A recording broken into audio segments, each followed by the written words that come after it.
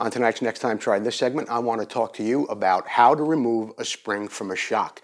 Now, whether you have to rebuild a pair of shocks, you want to change the spring rate on your bike, or you just want to paint the bodies, whatever it may be, you want to be able to get that spring off so you get it down to looking like this. But that spring has a lot of pressure on it, and maybe sometimes if you're in your shop, you could push down on it while you get one of your friends to pull that retaining collar out, but it's not so safe and it doesn't always work. And depending on if you have a shock that has a very high rate of spring, you might not be able to pull that down with your hands. So I'm going to show you this little tool that I bought this week. It only cost me 30 bucks.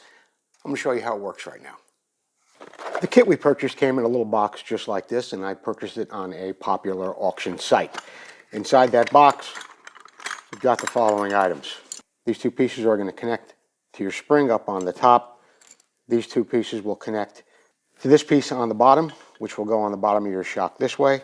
They did not supply a bolt and a nut like this, so I just went onto the shelf and got one. So you'd put these two pieces on just like this.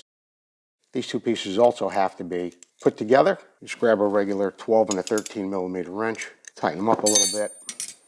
Same thing for this one. Get those tightened up a bit. You're going to want to hook this up to your shock spring. Now, this is the first time I'm doing it. I just took it out of the box. Okay, so it's going to look like that. When I tighten these two nuts, it should compress the spring. Let's give that a try.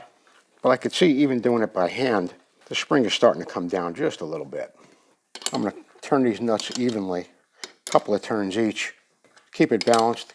Keep this pivot point on the bottom straight.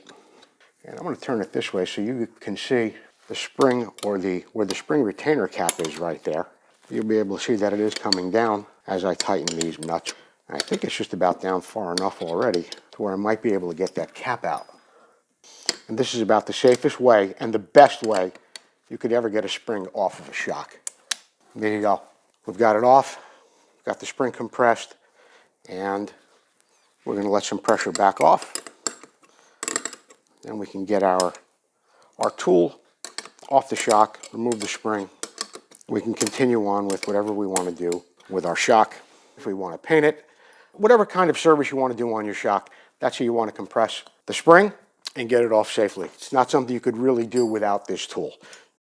Well, you saw how that little tool worked. It worked great, and there's really no substitute for it. So next time, try that.